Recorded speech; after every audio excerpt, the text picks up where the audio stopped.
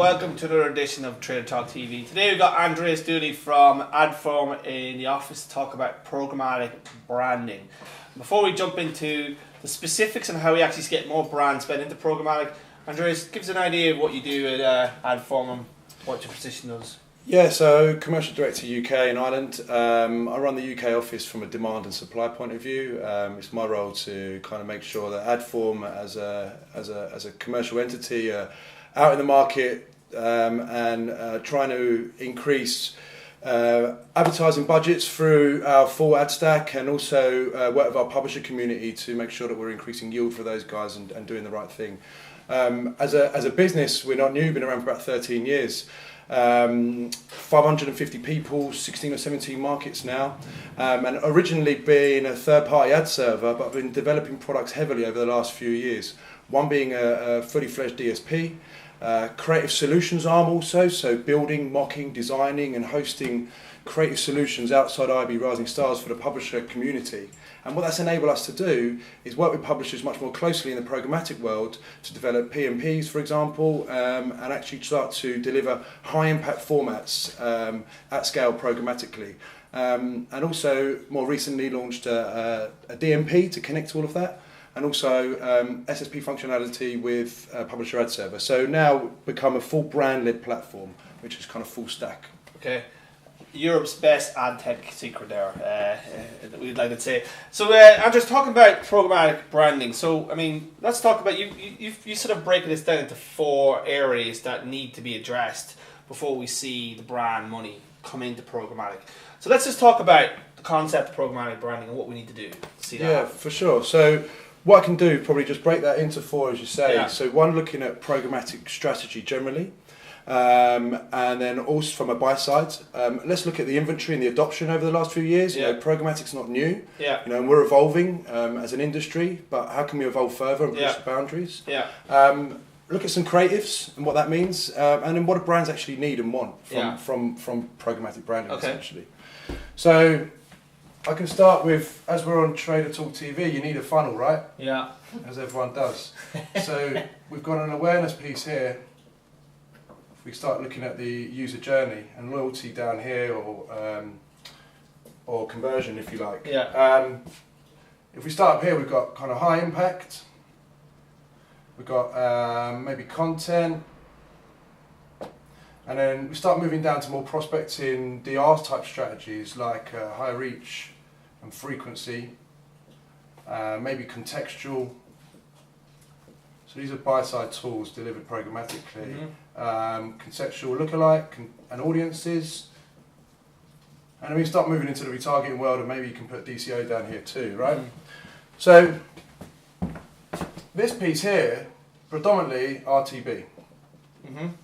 You know, nothing new, you know? And agencies and advertisers have more or less moved all of this into 100% programmatic. Yeah.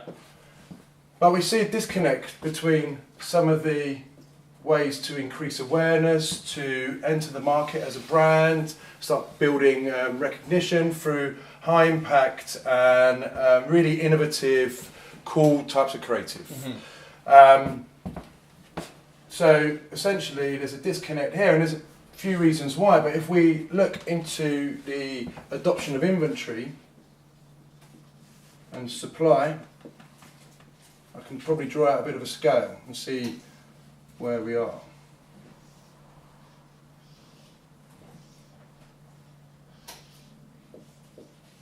So scale being adoption, inventory, scale, and the scale of it actually. So bulk and exchanges, you know, predominantly again RTB, lots available, all available programmatically, and have been over the last few, as we've seen the rise of programmatic. But vertical and networks, you start seeing that scale shift a little bit down to premium here, where there is still an element of that premium inventory that is traded outside of programmatic. Yeah. So it's about embracing and it's about growth. So this scale doesn't have to switch; it can just be more of it. So how do we actually unlock those brand dollars, but also increase this yield through these premium publishers?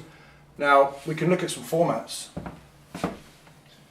So what we used to Is the old there's the old 728 Yeah. by 90s, maybe a 300 by Old-fashioned MPU, 250 MPU, and then maybe a nice Sky here. So standard formats traded heavily in programmatic, but what about pushing these boundaries to tell emotional stories, to have a little bit more creativity, to have that high impact and an element of exclusiveness as well? Mm-hmm. You know, brands need to be creative, they need to have exclusiveness. You don't need to be rigid just because you're trading programmatically. And I think there is still a misconception that because of this bulk exchange buying and this RTB DR area, that's programmatic. Now, you can still be really creative. So something like this, 7 to 8, can turn into a cascade type unit that flips and rolls up and down on a publisher's site. An MPU turned into a revolving cube video. Yeah. And then also just looking at some really big kind of formats like a billboard that can be a Venetian. And again, these Venetian type formats flip and fold. So more kind of engaging, more interactive, more, something that can be sort of, tailored to the message that the brand is trying to tell, basically. Exactly. So the ability also to use offline strategies with online creative execution. So not just pre-roll. And I think if you kind of look at some buying that, we're doing branding because we're buying some pre-roll, some video MPUs, I think we need more than that. And brands need more than that to tell their stories and to be able to engage with those audiences and be a little bit more unique to cut through clutter. Yeah. And also there's a consideration that these need to be responsive. Sites are all going responsive, you need to be multi-screen, you need to find the right users at the right place too. And there's an opportunity here for these premium sites and inventories to increase yield. We released our Adform RTB trend report, as we do twice a year, and we saw a 250% lift in brand-led formats versus standard formats like these. So real big opportunity there for growth for both sides, buy side and sell side. So there's an opportunity for premium publishers to make a lot more money here at scale using this sort of process or this programmatic branding option. Yes, for sure.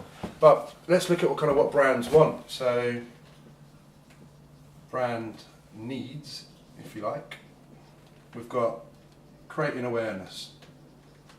So to attract these spends and invigorate more growth, we need the ability to meet these objectives. But these are top fun objectives, they're never going to change. Yeah. This is around awareness and reaching a user and telling a story, etc., etc. But you can do that via reaching these audiences and these types of creative. But you also need the ability to have that premium inventory, but also data. And again, we need more of the both. We need to minimise waste, and brands need to minimise waste, and it needs to be relevant.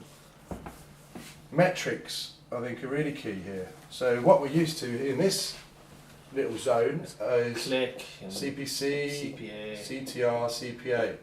But what about up here, where we need programmatic systems to be able to report and provide insights around viewability and also engagement percentages?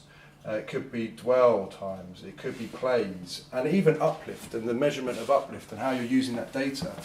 When we talk about data here, there's an ability to also create segments and start pushing users down this purchase cycle and re-engaging not just on site analytics, but re-engaging on engagement metrics too. Has my user engaged? At what type of percentage? Do I want to re-engage with them further down the purchase cycle?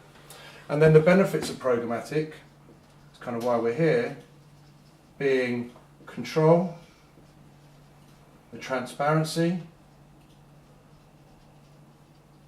and also the data decision making.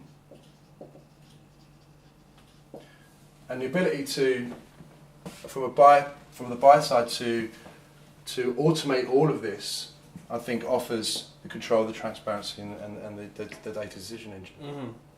It seems to me that I could see some of the agencies getting excited about this, or even some of the marketers, particularly some of the creative agencies who see programmatic as a very rigid sort of process to kind of push out creative, where they want more sort of room to be a bit more sort of adventurous and obviously work and really sort of articulate what the brand is trying to say. So will this play into that area of programmatic that's been sort of part of the agency world has been kind of ignored by programmatic. So is there sort of a connection there? Do you think that will happen? Yes, for sure. So what Adform have done, and because we've been able to certify formats and certify creative solutions through building and ad serving high impact or exclusive formats, it just gives you the ability to populate them into an environment where those packages and those audiences and those solutions can be traded in a programmatic fashion. Now, what we're also seeing the rise of is automated guaranteed, and I think that's going to play quite a big part in this too. So not just RTB here, but the ability for publishers to prioritise their inventory, especially when it's a high yielding format, for example. So that they could build that into this sort of into their own ad server and say these inventory spots are set aside for these high yield programmatic branding opportunities. Fixed fee, reserve price, reserve timing, etc., etc. Right. What about mobile? I mean, obviously this seems very tailor made for desktop, but what about the mobile process? How does this translate onto the small mobile devices and tablets? Well, as I said before, the responsive piece is really important, and there's a whole host of creative solutions and 90% of what we're building now is HTML5 and also responsive too. Mm-hmm. So it is a matter of having the right creative solutions and technology to be able to deliver across all screens. And will that be app as well as just mobile web? Or in-app rich media, through in-house SDKs or third-party SDKs. Yeah. And obviously the yield for publishers is higher because it's again rich media brand focused sort of entity. Exactly. Okay. All right. Thanks, Andreas. Thanks for walking us through that whole process. Obviously, we're going to see a lot of growth in this year. Obviously, the numbers that the Adform OTB report, which comes out every quarter, says it's growing, and it certainly is. A lot more brands are getting engaged with this. So, thank you, Andreas, for coming to the office. We'll see you next time on Trader Talk TV. Thanks.